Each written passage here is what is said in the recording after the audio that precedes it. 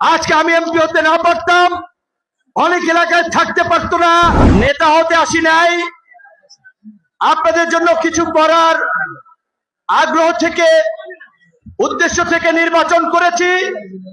এই পিছিয়ে পড়া অনুন্নত গলাচিপা দশমিনার জনপদ এবং মানুষের ভাগ্যের উন্নয়নে কিছু করতে চাই। তাই আমাদের প্রথম কাজ হচ্ছে এই জনপদের মানুষের অবকাঠামোগত উন্নয়ন, বিশেষ করে চলাচলের ক্ষেত্রে রাস্তাঘাট, স্কুল কলেজ, অনেক জায়গায় শিক্ষক নাই, ভবন নাই, হসপিটালে সেবা দেওয়ার পরিবেশ নাই।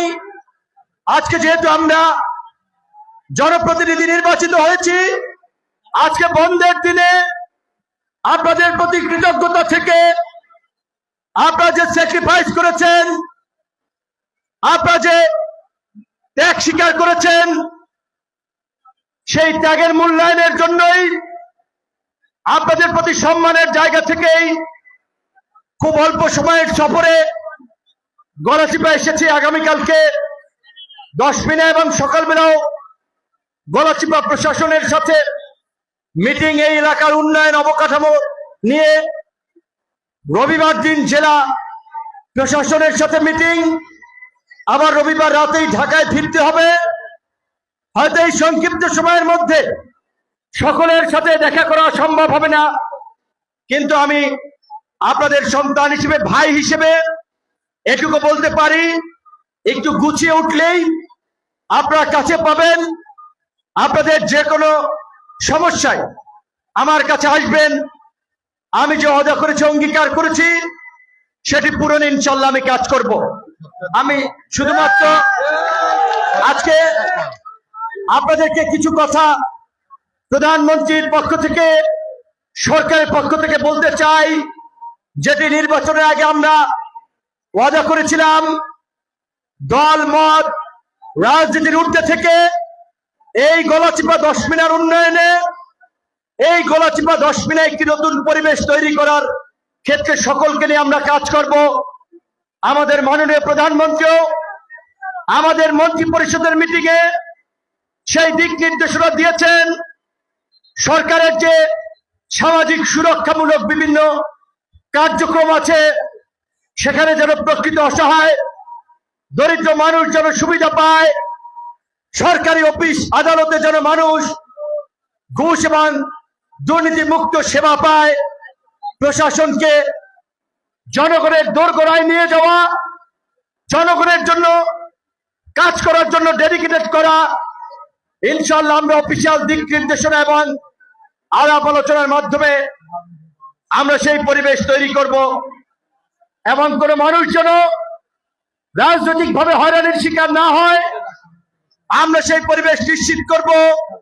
আমাদের নির্বাচনী কমিটমেন্ট অনুযায়ী ওই চরের জমিতে যেন কেউ জোর জবরদস্তি করে দখল করতে না পারে, কৃষকরা যেন তার মালিক হয়।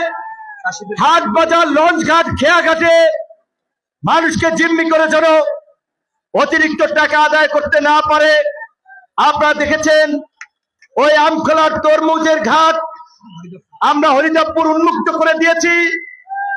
কোন ব্যবসায়ীর কাছ থেকে রাজনৈতিক পরিচয়ে কেউ যেন চাঁদা, অনৈতিক অবৈধ সুবিধা না নিতে পারে। আমরা উপজেলা প্রশাসনকে, থানা প্রশাসনকে সেই নির্দেশনা দিয়েছি। প্রধানমন্ত্রীর অভিপ্রায় অনুযায়ী মাদক এবং জুয়ার বিরুদ্ধে প্রধানমন্ত্রী প্রশাসন এবং জনপ্রতিনিধিদেরকে কঠোর পদক্ষেপ নেওয়ার নির্দেশ দিয়েছেন। আমরাও জেলা উপজেলা প্রশাসনের সাথে সমন্বয় করে মাদকের বিরুদ্ধে শক্ত পদক্ষেপ নিতে চাই। আমাদের এলাকার কোন যুবক এবং তরুণরা যেন বেকার না থাকে, তাদেরকে কিভাবে কর্মে যুক্ত করা যায় সেই পদক্ষেপ পরিকল্পনা নিয়ে আমরা আগাবো। আমরা আজকের এই ইফতার প্রোগ্রাম থেকে আল্লাহর শুকরিয়া আদায় করি। আমরা যে কমিটমেন্ট গুলো করেছি, আল্লাহ পাক যেন এগুলো পূরণ করে আমাদেরকে তৌফিক দেয়। এই গলাচিপা দশমিনায় যেন আল্লাহর খাস রহমত নাজিল করে আমরা যেন মিলেমিশে বসবাস করতে পারি। শুধুমাত্র একটি কথা বলে শেষ করতে চাই, প্রিয় উপস্থিতি, আপনার অতীত রাজনৈতিক অভিজ্ঞতা থেকে নিশ্চয় জানেন, আজকে গলাচিপায় 10 মে যদি আজকে আমি এমপি হতে না পারতাম, অনেক এলাকায় থাকতে পারতো না, অনেকের বাড়ি ঘরে আগুন জ্বলতো, ব্যবসা বাণিজ্য দোকান পরে ভাঙচুর হতো, অনেককে হসপিটালে থাকা লাগতো। কিন্তু আমরা সংসদ সদস্য নির্বাচিত হওয়ার পরে এই এলাকার পরিবেশ আগে যা ছিল তার চেয়েও ভালো হতে শুরু করেছে, আগামীতে আরো ভালো হবে। আমরা কোনো প্রতিহিংসার রাজনীতি করি নাই, কাউকে আঘাত করি নাই। আমাদের কমিটমেন্ট অনুযায়ী চাঁদাবাজি বন্ধ হওয়া শুরু করছে। ওই হরিদাবপুর আমখলা তরমুজের ঘাটে সেটা দেখতে পাচ্ছেন, ব্রিজের কাজ শুরু হয়েছে, আর অন্যান্য কার্যক্রম ইনশাল্লাহ শুরু হবে। আমরা কোনো প্রতিহিংসার রাজনীতি নয়, আমরা ঐক্যের রাজনীতি, সম্প্রীতির রাজনীতি, উন্নয়নের রাজনীতি করতে চাই।